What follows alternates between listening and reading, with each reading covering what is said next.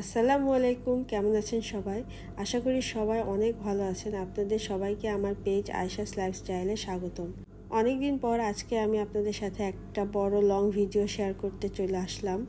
এটা ছিল আমার শ্রীমঙ্গল ট্যুরের একটা ভিডিও। জানুয়ারি মাসে আমরা এই শ্রীমঙ্গলে গিয়েছিলাম, তখন অনেক শীত ছিল, আপনারা দেখতেই পাচ্ছেন। আর মূলত শ্রীমঙ্গলের শীতের সৌন্দর্যটা একরকম। শ্রীমঙ্গল এমন একটি জায়গা যেখানে যে সিজনে যান এক এক সিজনে এক এক রকম সৌন্দর্য দেখতে পাওয়া যায়। আমরা যখন শ্রীমঙ্গলে পৌঁছালাম তখন একদম ভোরবেলা ছিল, তখন মাত্র সূর্যটা উঠতেছিল। সেই ভোরের আলোতে একদম এত সুন্দর একটা পরিবেশ সৃষ্টি হয়েছিল ওখানে।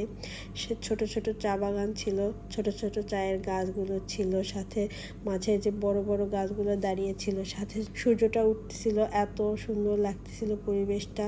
আর দেখুন আমার ছেলে মাইমুন, ও তো একদম গাড়ির সামনে বসে যাচ্ছিল যখন ওই শ্রীমঙ্গল পৌঁছালো।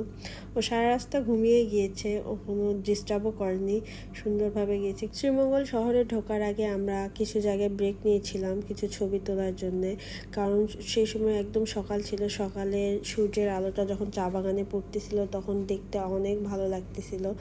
এই জন্য আমরা একটু কিছু কিছু জায়গায় ব্রেক নিয়েছিলাম, সেখানে কিছু ছবি নিয়েছি, কিছু ভিডিও নিয়েছিলাম। ছবি ও ভিডিও নেওয়ার পরে আমরা আবার রওনা দিই। রওনা দেওয়ার পর প্রথমে শহরের ভিতর গিয়ে আমরা প্রথমে সকালের খাবারটা খেয়ে নিই।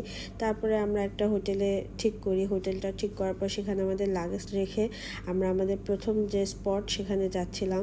আমরা তখন যাচ্ছিলাম লাউয়াছড়া জাতীয় উদ্যানে। লাউয়াছড়া জাতীয় উদ্যানে যাওয়ার সময় রাস্তার দুই পাশে এমন সমতল চা বাগান দেখতে পাওয়া যায়।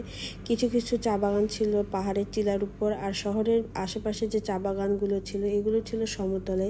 এই চা বাগানগুলো দেখতে অনেক সুন্দর লাগতেছিল। এখানে চা শ্রমিকরা ছিল, চা শ্রমিকেরা এখানে চা পাতা তুলতেছিল। লাউয়াছড়া জাতীয় উদ্যানে যাওয়ার সময় এমন বন জঙ্গলের ভিতর দিয়ে যেতে হয়। দুই পাশে বন জঙ্গল আর মাঝখান দিয়ে রাস্তা চলে যাচ্ছে।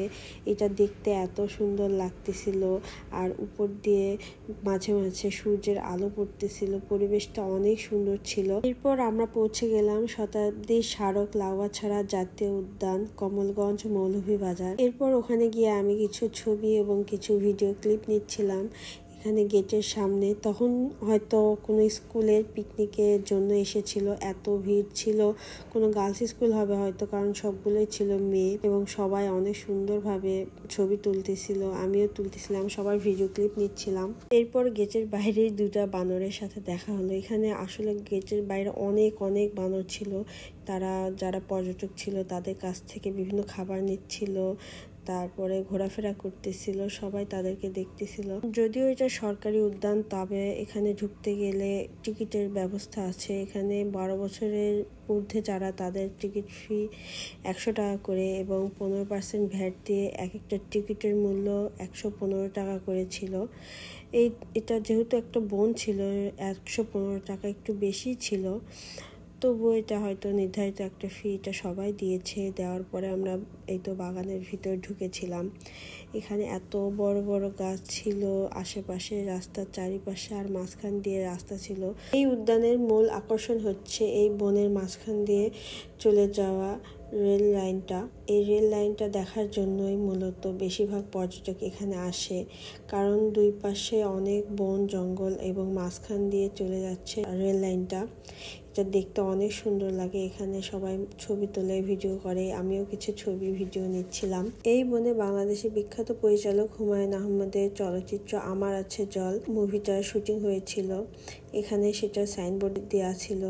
এই সাইনবোর্ডে এখানে সবাই ছবি তোলে, আমিও একটা ছবি বা ভিডিও ক্লিপ নিলাম। এই বনে আরেকটা হলিউডের অস্কার প্রাপ্ত movie around the world in 80 days, এই মুভির কিছু অংশ এখানে শুটিং হয়।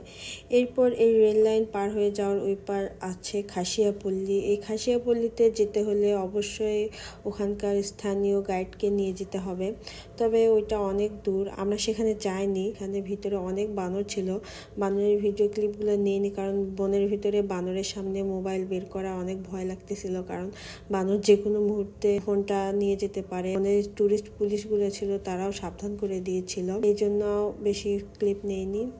আজকের মতো ভিডিওটা এখানেই শেষ করলাম। কেমন লাগলো আপনাদের লাউয়াছড়া জাতীয় উদ্যান সেটা অবশ্যই আমাকে কমেন্ট করে জানাবেন। মাত্র শ্রীমঙ্গলের ট্যুরের ভিডিও দিয়েছে, এরপরে আরও 2-3টা এই ট্যুরের ভিডিও আসবে। আশা করি সব কয়টা ভিডিও আপনারা দেখবেন এবং আমার ভিডিওগুলো কেমন লাগলো সেটা অবশ্যই কমেন্টে জানাবেন। ধন্যবাদ সবাই, ভালো থাকবেন সবাই।